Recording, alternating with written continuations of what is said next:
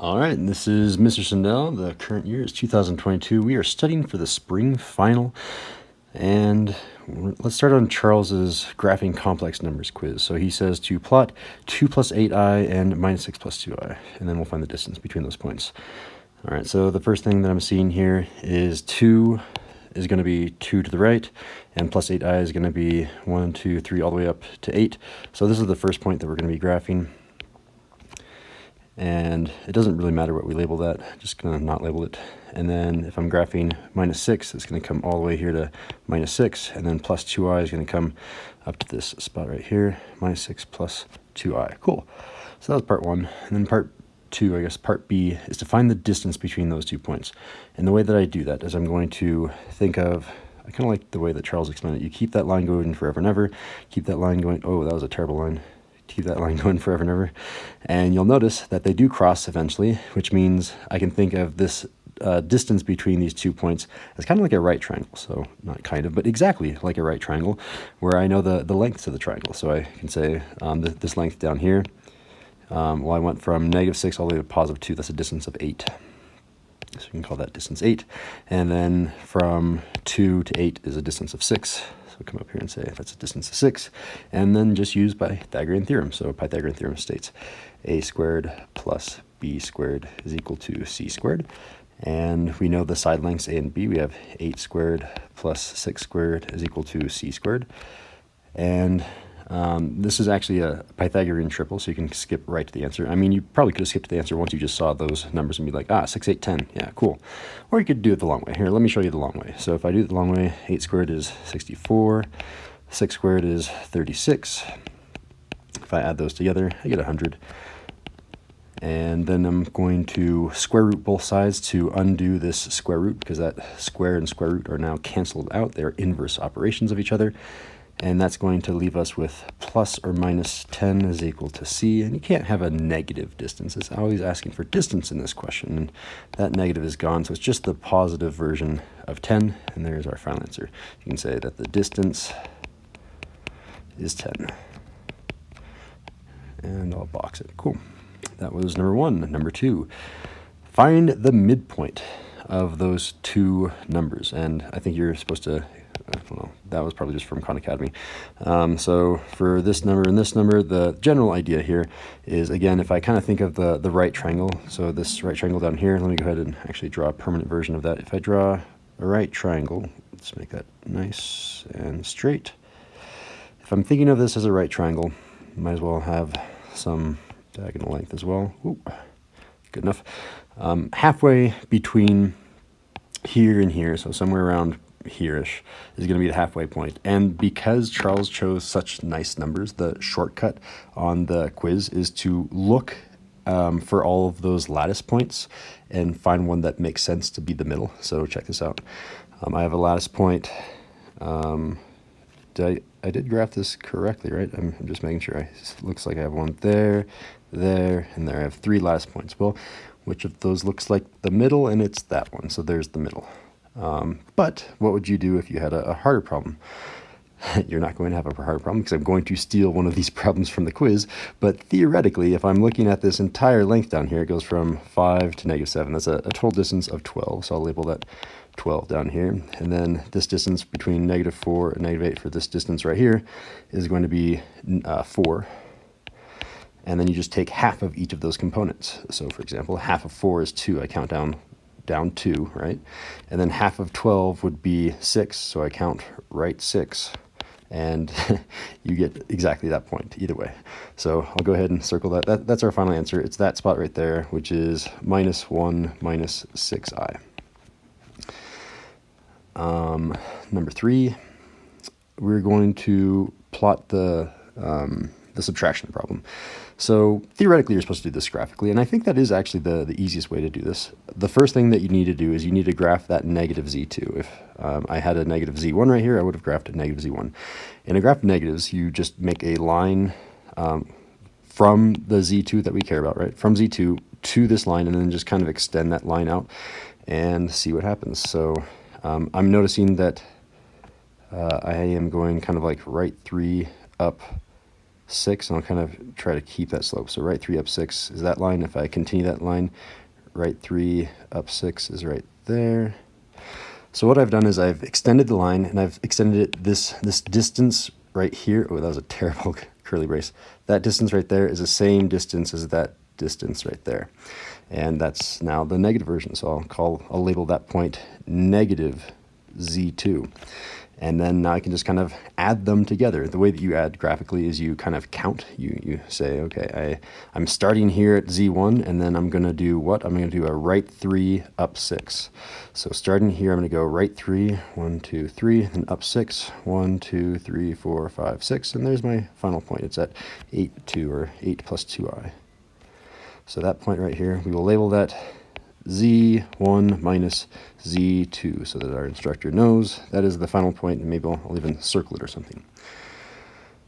Excellent. And number 4, plot Z1 plus Z2. Okay, well, this one is kind of like the easier version of number 3. I'm choosing the easier one, Z2, to put on to Z1. This is called the tail to tip method. To get to Z2 from the origin, I go left 2 up 1. So from Z1, I go left 2 up 1, and we have our answer. Left 2 up 1. That spot right here is what happens when I add those two numbers together. That is Z1 plus Z2. And maybe I'll circle it so the teacher knows that's our answer. And for number 5, plot the complex conjugate. The complex conjugate will always reflect over this line, so reflect down here. Notice that I'm a total distance of up 4, so that means I'm going to go down 4, and that's going to give me this spot down here. So down here, and that's going to be our answer. I don't think we need a circle. There's only one thing on the graph, but sure. There's our answer. All right, thank you, Charles. Let's move on to someone else. Always draw a line to see how far the audio is off. Fern, solve by completing the square. Just like the final, there's probably not going to be a lot of room, but I think I'll be able to manage to fit it in here. So the first idea here for completing the square is I only want the x term, so I'm going to subtract 1 to start with. X squared plus 4x is equal to negative 1. And I'm just going to work with this for my square. So start with my square. I say it is a square, so therefore you will believe me. And I'm going to use this as the area. So this x squared will always go in the top left. You can label that x squared. And then this number needs to evenly be divided into both this and this spot. So that's a 2x and a 2x, right? And then I need to figure out the side lengths. So the first question is, what times what is x squared? Well, x times x is x squared. And notice that both the side lengths have to be the same, because that's what it means to be a square. That means that this distance right here is the same as that distance right there. All right, next. X times what gives me 2x? Well, x times 2 gives me 2x. And if that length is 2, that length down here must also be 2. And finally, we can say what this missing spot is, right? So I have a 2 times a 2 that will multiply to give us this cell, and that's 2 times 2, which is 4. But notice that 4 was not originally in the problem. I should have a 4 right there, but there isn't a 4, so I'm going to add it. I'm going to say, okay, I'm going to add 4. But if I add 4 to the left-hand side, I must also do it to the right-hand side to keep the equation balanced. So now we have an equation that looks like this. We have x squared plus 4x plus 4 is equal to, okay, negative 1 plus 4 is 3. And this is where you want to just, you don't need to do this, but I just want to draw your attention to the fact that everything that I've underlined right here is this area. Everything in here is inside of this square. And this square can be found by doing x plus 2 times x plus 2. So I can rewrite this as the quantity of x plus 2 times the quantity of x plus 2. The right-hand side does not change. And I can again rewrite this again, even simpler, to say this is x plus 2 quantity squared is equal to 3. And then from here, I can solve. I can square root both sides, right? So if I square root both sides, I'll go ahead and draw the square root symbol so everyone can see what I'm doing in the static answer key. The square and square root do cancel each other out, and I'm left with just x plus 2 is equal to, okay, every time that you do a square root, you must have a plus or minus, and I'm left with that square root of 3. And all I need to do to undo that plus 2 is to minus 2 on both sides, right? So that's going to leave me with x is equal to negative 2 plus or minus the square root of 3. And I think Fernando was okay leaving it in that form, and that is the form I will leave it on the final as well, if this is the same problem. if I choose that problem, I should say.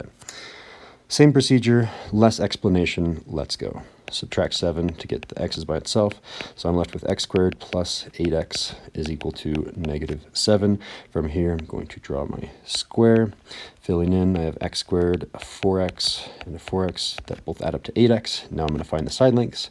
X times x is x squared, x times 4 is 4x, and our missing term is 16, which I will now add to the left and add to the right.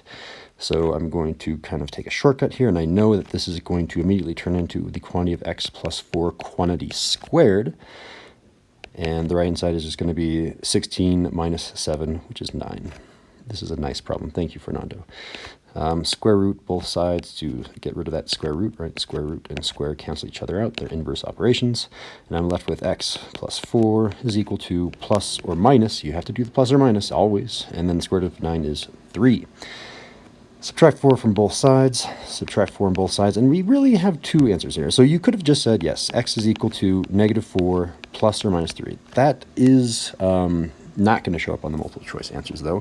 For this type of problem, you actually need to do that. So let's choose the plus first. So if I'm choosing the plus first, then I'm going to rewrite this as negative 4 plus 3. What happens if I choose the minus? Then I'll do this other scenario down here where I have negative 4 minus 3.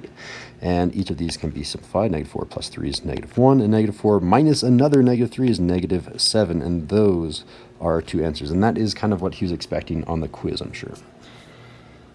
Moving on to number 3. Notice that the x's are not on the left, so I'm going to subtract a 14x on both sides, subtract a 14x on both sides, and that 51 I do not want, so at the same time I'm going to add 51 to both sides. That was a terrible 51, though. I can try redrawing that, plus 51 on both sides, and that is going to give me the equation x squared minus 14x is equal to a positive 51. Now I'm ready to draw my square, so I'll do that. Inside I have x squared minus 7x minus 7x. And time to find the side lengths. X times x is x squared, x times negative 7 is negative 7x, and negative 7 times negative 7 is a positive 49, which I will add to both sides. So plus 49, making our equation really the quantity of x minus 7 quantity squared is equal to 100. Square root both sides to undo that square, and that square and square root do cancel each other out, leaving us with just x minus 7 is equal to, remember, the plus or minus, and the square root of 100 is 10. From here, I'm going to add 7 to both sides, and x is equal to 7 plus or minus 10, which again will be turned into two different answers on the multiple choice final that you'll be taking. So in one case I have 7 plus 10, and in the other case I have 7 minus 10. That means one answer is 17, and the other answer is negative 3. And I think the way that I'm going to list it on the final, because, I mean, these are the answers, I should box them. The way that I'll actually list on the final, I'm going to make it look really official, like from a textbook. It'll look really fancy. I'll say x is equal to which numbers, and it's going to be the set of numbers containing negative 3 and 17. Same thing for up here. I'm going to say x is the set of numbers containing a negative 7 and negative 1. It's saying the exact same things. Those are the x values, but it's saying it in like a much cooler way. How would I do this first one? I'll probably just write that exactly. If you're looking for that problem, I'll write it exactly like that. This is how it'll look on the multiple choice answer, that versus that. Number 4, what have we got? We've got, oh, this is trouble. We have a negative out front, which we can never have. If we have a negative, we have to get rid of it by multiplying everything by a negative 1. So I'm going to multiply everything by negative 1 by multiplying the entire left side by negative 1 and multiply the entire right side by negative 1, keeping the balance. Well, that's kind of silly for the right-hand side because 0 times anything is still 0. So the right-hand side is still 0. The left-hand side, just you change the signs, right? I have now a positive x squared, a minus 3x, and a positive 3. Okay. Then same steps as before. I'm going to subtract 3 on both sides, giving us x squared minus 3x is equal to negative 3. And yet again, we face another problem. I can already predict what's going to happen. I predict that when I make my square, I have the undo tool, so if you're following along, I would not do this. I'm predicting I'm going to put an x squared here, and then I somehow have to evenly divide a negative 3x into these two spots. which means I'm going to be left with a decimal. I'm going to have like negative 1.5x, negative 1.5x. Ugh, that's so gross. Putting decimals in here is so gross. Luckily, there's a solution. So let me, undo that because that was super dumb. I don't like having decimals. The solution here is to multiply both sides of the equation by 4a. That's your magic pill, right? 4a. And a is the number right here. That's a. And there isn't a number in front of the x squared. That coefficient isn't there, which means the coefficient is really a 1, right? So if I'm multiplying by 4a, really what I'm telling everyone to multiply is multiply by 4 times 1. Oh, that's a terrible parenthesis. 4 times 1. And 4 times 1 is 4. So if I multiply both sides by 4, it will solve that issue of having gross decimals in my square. So let's multiply everything by 4. Then I'm going to get 4x squared minus 12x is equal to, and I think I'll give some space so I can complete the square, is equal to negative 12. All right, I've distributed 4 into everything. Maybe I should have shown my work here. I put a 4 here, and I put a 4 here. I multiplied both sides by 4. With that magic pill, check out what happens. So now I have a, and I should probably come back to my erase tool. Is this small enough? Yes. All right. Now I have a 4x squared in here, and a negative 12x is evenly divided into a negative 6x and a negative 6x. And now I can find the side lengths. What times what is 4x squared? Well, 2x times 2x is 4x squared. And be careful here, because most people are always thinking, oh, that number is negative 6. This number must be minus 6. No, you have to ask yourself the question, what times 2x gives you a negative 6x? Well, now the answer is just 3. Just check it. 3 times 2x is 6x. Oh, that means I made a mistake still. And then you add the negative, right? So I have a negative 3, a negative 3, and now I've completed the, well, I'm ready to complete the square, right? Negative 3 times negative 3 gives us a positive 9 down here. So a positive 9, which means I'm going to do a plus 9 to the left-hand side, plus 9 to the right-hand side, thus completing the square. And now I can rewrite it in a nicer form. I can say that this is really the quantity of 2x minus 3. That quantity squared is equal to negative 3. All right, so from here, I need to solve, and that is kind of a lot to do, so I'm going to actually just rewrite that problem over here. I'm going to say that is 2x minus 3, that quantity squared is equal to negative 3. Okay, to solve from here, I'm going to square root the left side, square root the right side, meaning I'll get the plus or minus. And that does indeed undo the square root and square, so they're inverse operations. They cancel each other out, leaving us with 2x minus 3 is equal to plus or minus. And I don't want to write the square root of negative 3 because, that's right, but I want to simplify that a little bit. So think of it this way. So this negative 3 is really 2 square roots multiplied together. And it's really the square root of negative 1 times the square root of 3. I think you'll be okay with that logic. You're allowed to multiply radicals and still get one radical. And then the definition of the square root of negative 1 is really just I. So it's I times the square root of 3. It's this I times the square root of 3.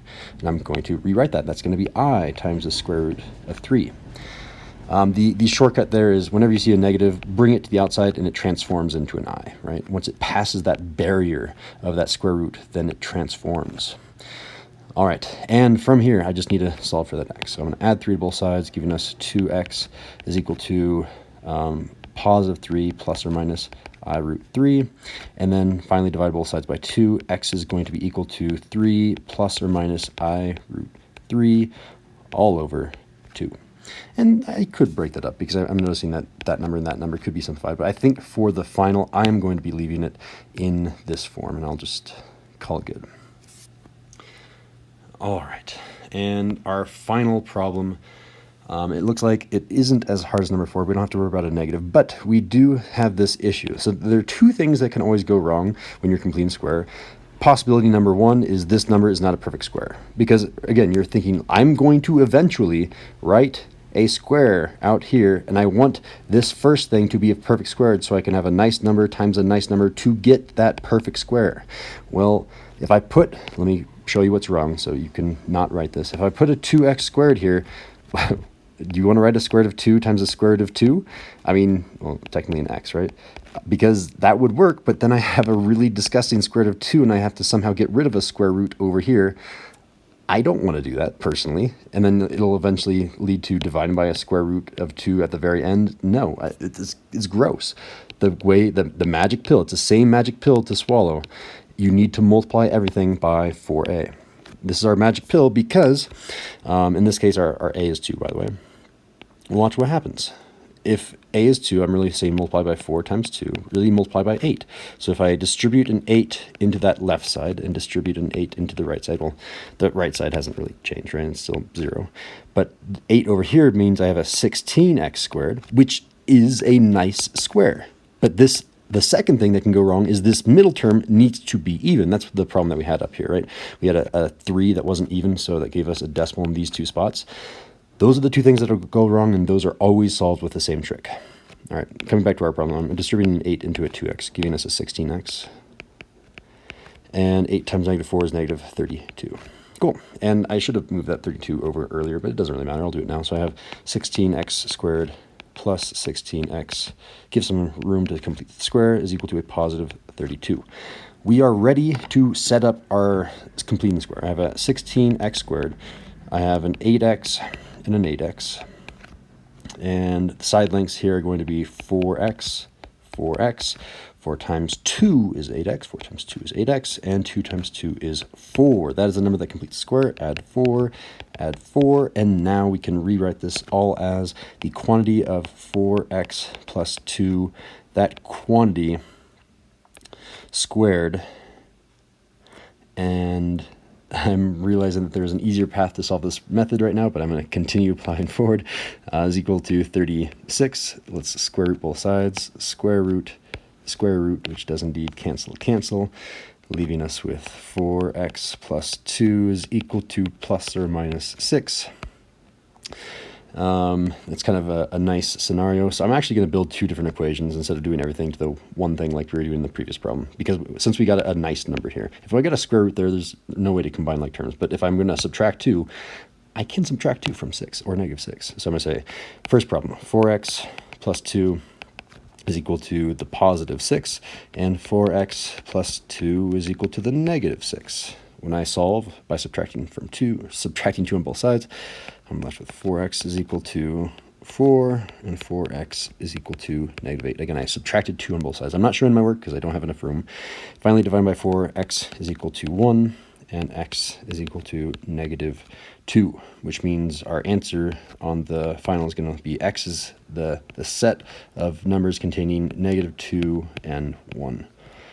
Final answer, box it. So you heard me say, oh shoot, this problem is actually easier than I thought. There's a different way to solve it. What I could have done from the very beginning is divide by 2, divide by 2, divide by 2, because then I would have had an equation, which will confuse people looking at the static answer key, x squared plus x minus 4 is equal to 0. And that's still a problem. I mean, this coefficient is a 1, which is a square, so that checks out right here. But then I can't evenly distribute a 1 into these two spots, which means I would still have to multiply by 4a. But look at what 4a is now. A is 1, 4a is 4. I'd just have a 4 here instead of a 16, which is a much smaller number and a lot easier to deal with. But it wouldn't have saved that much time in the long run. That's why I kept doing it. Anywho, that was Fern's quiz. So let's, move on to whoever's next. Looks like Jade, you're up next. I went alphabetically by first name, I believe. Let's do my mark. Just double mark. See how far the video's off. And moving to this problem, adding is pretty straightforward. You just add value by value. Matrices are pretty easy at this level until you hit like linear algebra in college. So again, I'm just going to say, okay, negative 2 plus 3 is a positive 1. And then I have 0 minus 1 is negative 1. Then I have 3 plus 2 is 5. And I have negative 2 plus 0, which is negative 2. Easy peasy, lemon squeezy, number 2. This one is a little bit trickier. We have to set up kind of an equation, really. You could do this in your head, though. 2 plus y is 0. Well, what does y have to be in order to get to 0? Well, if y was negative 2 right here, then check it out. 2 plus a negative 2 adds up to 0. So y must be negative 2. So y must be negative 2. And kind of the same thing down here. What value minus 2 will give you 2? And that might be a little bit harder for you to think about, but it shouldn't be that hard, I think. So if I plug in 4 here, check out what happens. 4 minus 2 is 2. And you get I was about to write 2 there. You get x is equal to 4. I think what would have been really interesting would have been if Jade had, I mean, these are pulled from Khan Academy. So maybe if Khan Academy had switches for like a 2x plus 1 instead of just an x, then you really would have had to solve, because really you would say, okay, x minus the 2 is equal to the 2. That's essentially the equation that you set up here, right? X plus this negative 2 is equal to 2. That's what I've rewritten here. But you could change the x for anything that you wanted. You could have made it really, really hard, like a x squared, right? That would have made it tricky. Anyway, there's our answers. Moving on to number 3. What are 2 possible combinations of adding and subtracting the following 4 matrices? This is just checking that you know that you have to add and subtract matrices of the same dimension. So notice that B is a 2, I should write this down. This is a 2 by 2 matrix. This is a 3 by 3 matrix. This is a 1 by 3 matrix. And this is a 1 by 3 matrix. You always think up and down dimension first, so that's 1, and then left and right dimension second, so that's 3. As long as you have the same dimension, you can add. So this can't be added with anything else. There's no other 2 by 2 matrix. There's no other 3 by 3 matrix. These are the only 2 that you can add or subtract. But when it comes to multiplying, no, it doesn't say that. It just said add and subtract. So if it's multiplying, there's a harder rule to know, but it's not being assessed right now.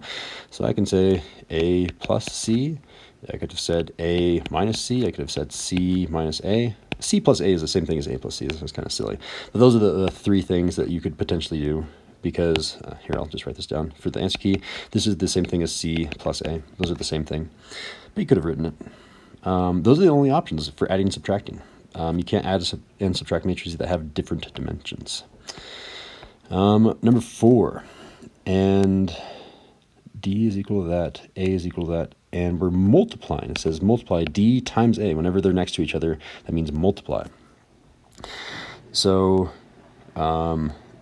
this is interesting because I'll teach you the dimensions now. This is a 3 by 1 matrix, and this is a 1 by 3 matrix for the same rules that I expressed above. You do that dimension first, which is 1, and then that dimension second, which is, why did I say 3? 2, Mr. Sinha, I can count. There are 2 numbers that way, right? So as long as these inner dimensions match, then they can be multiplied, and these do, so you can multiply them. And your resulting matrix will be the outer dimensions. Your resulting matrix will be 3 by 2. So we know automatically that we're going to have, it'll go down 3, and it'll go right 2, which means it will be that size.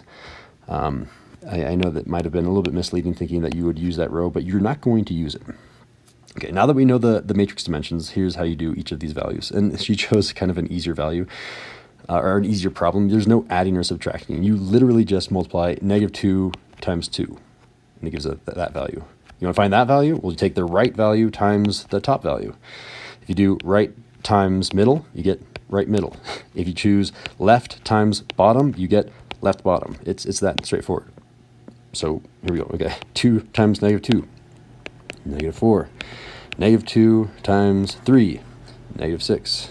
I can go faster here. -6. -2 times 4, -8. And now I'm going to multiply. Wait, she chose the same number over and over again. This is really an easy problem then. It's the same thing again. Just rewrite the numbers. -4, -6, -8. Jade, I totally missed that when I was checking over your quiz. That was too easy of a problem. Anywho, moving on to number 5. Okay, this is a good problem. This is a harder problem. It's kind of the same idea, right? So I'm going to check the dimensions to figure out what my final answer is going to be. This is going to be a 3 by 2. Again, you do up and down, then left and right. This is going to be a 2 by 2. Do the inner dimensions match? Can we even multiply? 2 and 2? Okay, they match. Then my final answer is going to be 3 by 2, which is the exact same thing that we had over here. It was a 3 by 2, right? So it's going to still look like this. And again, I don't use any of that area right there.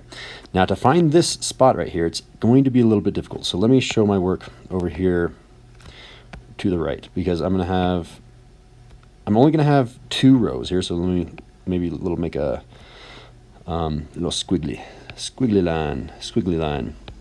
There's my 6-pack, right? There's my same matrix. So this spot right here is going to correspond to that final answer over here. So to find this spot right here, I first do this times this, and then I'm going to multiply this times this. So the way that I think about it is that this is kind of like slides and turns on its way up here, and it really turns into a 0 and a 3, and then I can multiply that here then here, then here, and then I add those numbers. So again, I'll show my work. I have a 0 times a -1 plus a 3 times a 0. 3 times a 0. Again, I took these two multiplied together, right there, and then I added these two multiplied together right here. Okay, and then to get this spot down here, I do 0 times 2 plus 3 times -2. I'll write it down. 0 times 2 plus 3 times -2. And then finally, I'm going to get 0 times 1 plus 3 times 3. All right, so I've kind of used up that first row, or sorry, first column. That's a column, that's a row. So the first column is used up, and this whole first column is also used up. Now I want to find the second column using this to find the second column, right? Second column times the first row will give me the second column times the first row. It's giving me that spot right there. So I'm going to go ahead and erase the 0 and 3, and then rewrite, again, the 2 and -2. Again, the way you think of this is this kind of comes up and rotates up this way. All right, I have 2 times -1 plus -2 times 0, 2 times 2 plus -2 times -2, 2 times 1 plus -2 times 3. Cool, and then I just simplify all that, and I'll list those values. So 0, whoa, that's supposed to be laser pointer. 0 plus 0 is 0, so I'll write 0 there. And then I have 0 minus 6 is -6. I have 0 plus 9 is 9, so I can write 9 here. Cool, and now I'm going to do this spot and this spot. What do we got? A -2 plus 0 is a -2. Then I've got 4 minus 4 is 0. And then I've got 2 minus 6, which is -4. There's my final answer. And that was question number 5, which means we're done with this quiz. Moving on to our next quiz, which looks like we've got Jose. All right. Does the following series converge or diverge? Explain. So we're just trying to decide between P series and geometric series. The general idea here, does the power increase? Because if it does, then it's going to be geometric. Let me write that up here. This is power goes up, and a P series, the base goes up. Or if you invert that, you can think of it this other way. You can think of a geometric series as base stays the same, or you can think of this as the power stays the same. And that's kind of where it gets its name, right? It's called a power series, or not a power series, a P series, so the power stays the same. So I need to rewrite this to see what's going on. Really, I have, I want to use blue though. Really, I have, oh, there you go. I have 1 over 1 to the power of 0.5. Power of 0.5 is the same thing as a square root. Or if you would prefer, you can say 1 to the power of 1/2. I think many people might prefer that. Plus 1 over 2 to the power of 1/2. Plus 1 over 3 to the power of 1/2. Plus, I'm not even going to do that next one, but you can just tell from my definition what is going up, the base or the power. Well, the power here is staying the same. The power stays the same is a P series. All right, so if we're talking about a P series, there's a set of rules that goes along with that. So maybe I can write those rules underneath. For a P series, if P is greater than or equal to, I think that's the wrong one. If P is greater than 1, it converges. And then the opposite, if P is less than or equal to 1, then it diverges. For a geometric series, it's kind of it's similar, but I'll write maybe up here. Do I have enough room? For a geometric series, if you're, what am I going to call it? The multiplier, the number, the base. I'll just call it the multiplier. If your multiplier is greater than or equal to 1, it will diverge. And if the multiplier is less than 1, it will converge. Maybe with a V. There we go. Cool. All right, so using those set of rules that you have to memorize, this power is 1/2, which you'll notice is less than or equal to 1, therefore it diverges. So you'll write your final answer, diverges. Why? First of all, you have to analyze which series because it's a p series. And then next, you have to explain the rule. And you can say, and p is less than or equal to 1. Good enough. Next problem. All right. This one is the hardest problem on the entire quiz because it not only asks you to explain if it converges or diverges, it says, hey, if it converges, figure out what value that converges to. So let me write out what's happening here. I think it's easier to list it in the different notation. This sigma notation can be confusing. It says first plug in 1 into this n. That n is 1. So that first term is 4 times 1/2 to the power of 1. Then I'm going to add that same thing, but I'm going to increase this number to the next index. This is the starting index, 1. The next index will be 2. And then plug in that 2 in for n, and you're going to get 4 times 1/2 to the power of 2. And then 4 times 1/2 to the power of 3, and so on and so forth into how many terms? An infinite number of terms. This is the number of terms up here. So I can do that, but it would be much easier to just analyze right now what is going up. Is it the power or is it the base going up? And you'll notice, oh, it looks like the power keeps going up. And when the power goes up, it's a geometric series. So we're talking about a geometric series, and it would be helpful to now label that. We'll say geometric series. And let's list what those numbers are. So 1/2 to the power of 1, this is just 1/2, and 1/2 of 4 is 2. And next I'm going to have, so here, let me rewrite this up here. This right up here, 1/2 to the power of 2 is really 1 squared over 2 squared, which is 1 over 4. So it's 1/4 of 4. 1/4 of 4 is 1.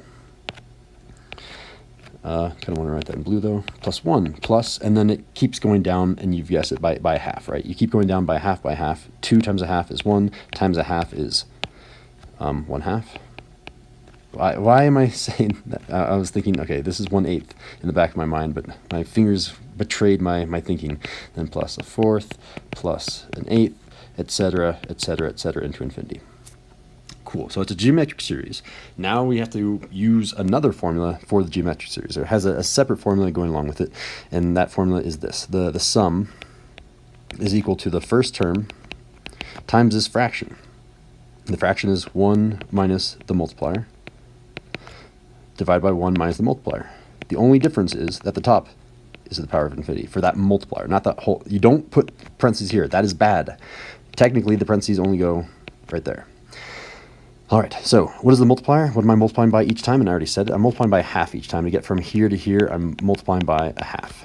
So that means I'm going to plug in my formula.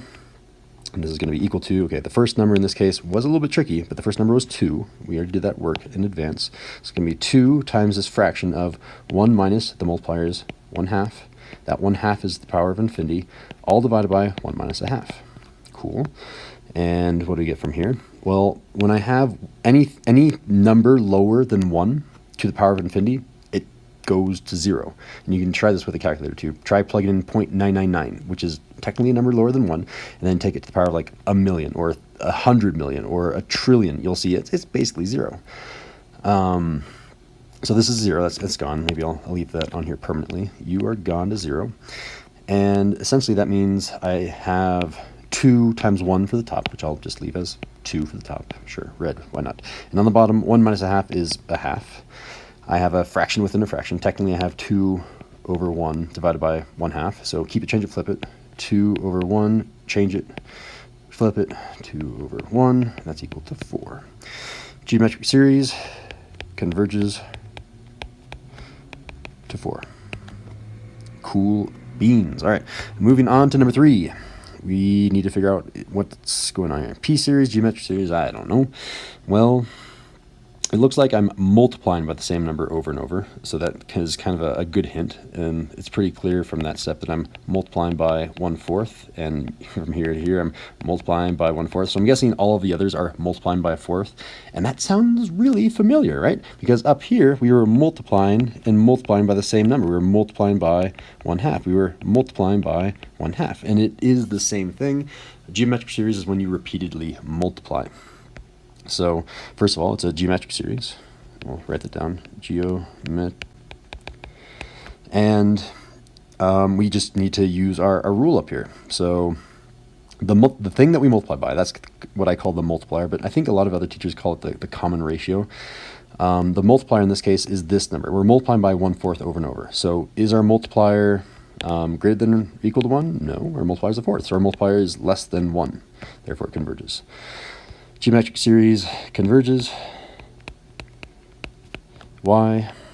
Because multiplier is less than 1. That's all we need to write. Number 4. Oh yeah, and I should be more specific about this. On the real final, because we have kind of a two-part final where you have to do the multiple choice answer and you have to show work, the work that I'm expecting to see is exactly this. You somehow need to write geometric. You need to somehow talk about your multiplier being less than 1. And then on the multiple choice, you'll say converges. And I'll probably make it weird and say converges, diverges, all the above, none of the above. I don't know. Somehow give you 4 multiple choice options, or even 5 if I want to. So the multiple choice will be easy if you get it right. But getting the work to be shown is kind of the harder step. You get 1 point for showing the work, 1 point for actually getting the right answer. Number 4. All right, this is a tricky question, and he stole this from one of my tricky questions. So good job, Jose. I like these tricky questions because whenever I have the x root, that was a terrible radical symbol, the x root of a number like a, this is really, and maybe I'll change it.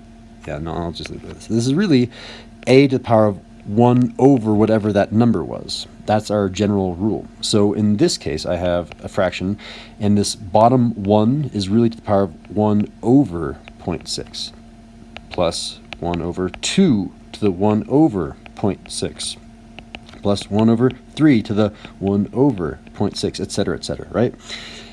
But that's a problem because you're mixing your peas and your carrots. You're mixing your decimals with your fractions, which, I mean, you're allowed to do, but they're really, really confusing. So I'm going to figure out what is 1 divided by 0.6. Is that a number bigger or less than 1? And to do that, I'm going to get rid of the decimal. The way that I get rid of a decimal is I'm going to multiply both the numerator and denominator by something that gets rid of a decimal. I can multiply by 1,000, but the easiest number to multiply by is 10. If I do that, then I get 10 in the top, and I get 6 in the bottom. And then you could be like, oh, I can reduce that. I can reduce that to 5 over 3, right? It doesn't really matter if you reduce it. But the main thing is that number is bigger than 1 because the numerator is bigger than the denominator. In fact, you could have set the same trick back here. That numerator is bigger than the denominator, and therefore it is bigger than 1. And what do we know? First of all, is this a p-series or a geometric series? Well, the thing that is staying the same, this power is staying the same. That's a characteristic of a p-series. P-series is where the power is the same for the p-series. So it has these set of rules. Look at that power of p. Is it greater than 1 or is it less than or equal to 1? We just said it's greater than 1 because the numerator is bigger than the denominator. So we're talking about a convergent p-series. So it's a p-series, and that converges. Why? You'll say because p is greater than 1. That's all you need to write. And will you get points taken off if you write p is greater than or equal to 1? Yes, you will, because that's not the rule. You can't be equal to 1 to be converging. You have to be strictly greater than 1. So get those rules memorized, kids. Number 5, last question for the quiz. Converge or diverge, and notice that it is sigma notation, which is a little bit annoying because it can be tricky, but I'm going to go ahead and write it out in the expanded form. So I'm going to plug in 1 in for that value of n and see what happens. I have 1 over, plugging in 1 to the power of 0.7, and then you add 1 over, just adding, you're increasing the index. This 1 now turns into a 2, and then plug it in. So I'm left with a 2 to the 0.7 plus 1 over 3 to the 0.7 plus, and you can kind of see the pattern from there. So the first thing that I'm going to notice is that the power stays the same. When the power stays the same, it is a p-series. So yet again, we have a p-series. And that p-series has a power, and that power is 0.7, and that power of 0.7 is less than 1, and if it's less than 1, it will diverge. P-series diverges.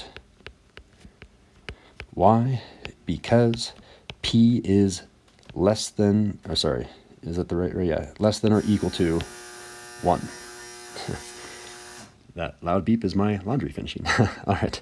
And that is all we need to do for that quiz. Let's move on to Is this our last quiz? It is our, this is our last quiz. It is Sergio's quiz. Ah, yes, multiplying and dividing complex numbers. So, the general idea behind each of these, as long as you know how to multiply, because 4 and 5 are just kind of straightforward multiplication, as long as you know how to multiply, division is just making sure that you don't have any imaginary component in the denominator. If those i's are gone, you're done. The end. I mean, you might want to simplify, but how do we get rid of that imaginary component? And the only way to do that efficiently is to multiply the numerator and the denominator by the complex conjugate of the denominator. So the complex conjugate just means change the sign from a negative to a positive and multiply by that. By the way, I want to see how far the audio is off, so how did that sound? I don't know. So multiply by -2 plus I. -2 plus I. That is the complex conjugate. And when we do the top, I'm going to use this cool little area model or box model, whatever you're calling this thing nowadays. Plus 8i and -2 plus I. Just multiplying the insides really quick. Minus 2i, -16i, and then 8i squared, which is really a -8, because remember, I squared is the same thing as -1. I'll write that down once and then never again. This is negative 1. I don't know if I wrote down -I. All right. So the top now, I can kind of combine those like terms. I'm going to skip, no, I won't skip steps on the first problem. I'm just going to write out everything. I have a -2 plus I minus 16i minus 8. That was the top. What about the bottom? So Sergio went over a trick, which I always forget, so I am going to just do another one of these. I'll remember the trick once I do this rectangle. So I have a -2 minus I and then -2 plus I. Ooh, that's an 8. Plus I, there we go. That's going to be a negative, negative times negative is a positive for -2i. Negative times negative is a positive 2i, and this is going to be a negative I squared. And remember, I squared is -1, so this is really a negative times a negative. That's a positive 1. All right, and those should cancel out because they're the same thing but opposite signs, leaving us with just a 4 plus 1. Cool. And I'm trying to remember what the shortcut is. There's the shortcut. Okay, so if I square that number, I get a 4. If I square that number, it doesn't matter if it's a negative or a positive. You can kind of ignore the sign. If I just think of I squared is -1, so I have to subtract. I have to change that sign. Subtract the last squared. So the general idea here, the shortcut, which I will write down, if this is my A and that's my B, you're going to do A squared minus B squared for the bottom. That will always be the shortcut. So I won't ever have to do that general rectangle or box method again. I can have a shortcut now. Anyway, combining the like terms for the top, I have a -10 and a minus 15i. The bottom I have 5, and I can simplify because I can divide those out by 5. I can say that's -2 minus 3i. Final answer, and box it. Number 2. Again, I have this problem of having an imaginary term in the denominator, which is not okay. The only way to get rid of that efficiently is to multiply by the complex conjugate, 1 plus I, 1 plus I. All right, I'm going to do that shortcut before I forget it. So it's going to be the first number squared minus the last number. It doesn't matter if it's plus or minus. I could put a negative in there. I could leave it positive. It'll be the same answer, squared. That top, I do need to have that box method, though, again. I'm going to have a -1 plus 5i. I'm going to have a 1 plus I. Multiply the insides. -1, -I, 5i, 5i squared, which can be turned into a -5. All right, so now I can skip some steps because I'm on problem number 2. You can already follow this. -5 and -1 adds up to a -6. And a -I plus a 5i is a plus 4i. Cool. The denominator can be simplified a little bit. 1 squared is 1. I have to be careful here. So I squared is -1, and a -1 is a positive 1. So plus 1.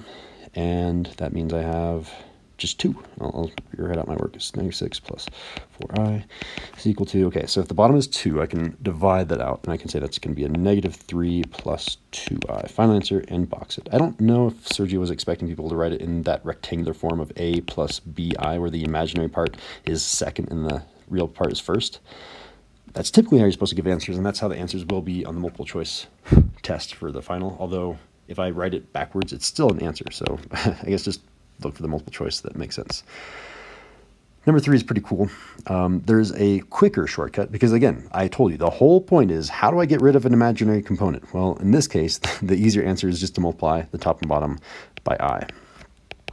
And you might be thinking, oh no, Mr. Snell, you said to multiply by the complex conjugate, which means you need to multiply by negative I, and that still works. It's just a negative divided by a negative is a positive. You can just cancel it out. It doesn't matter. So up here, I'm going to have a 1i plus 7i squared, and in the bottom, I'm going to have an I squared.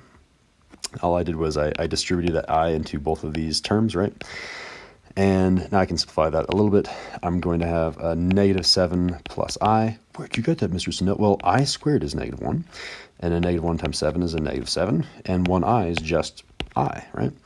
And I squared is negative 1. Oh, negative 1. There we go. So just if I'm dividing by a negative, I'll just write that out. If I'm dividing by a negative, it just means change the signs of the numerator. So change the signs to a 7 minus I, and we are good to go. All right, 4 and 5 are even easier. You just have to multiply. So set up that little area model. We've got a negative 1 minus 3i, negative 1 plus I, multiply the insides, going to be a positive 1, negative I, positive 3i, and I have a negative 3i squared, which is really a positive 3. Again, I'm going to combine like terms, this term and this term, 1 and 3 add up to a 4. And 3i minus I is a 2i plus 2i. Final answer and box it.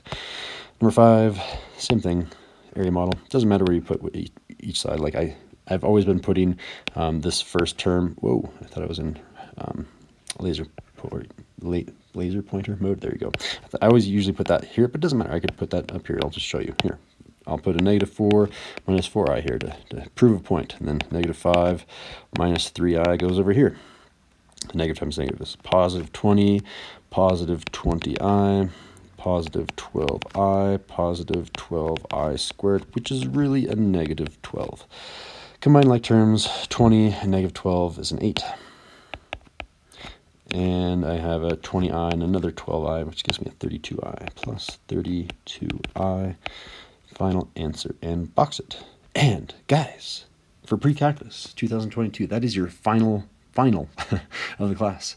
That's why we call it finals. That's kind of, anyway, thanks for watching to the end of the video. I really appreciate it. Good luck on the final, and I'll see you guys later.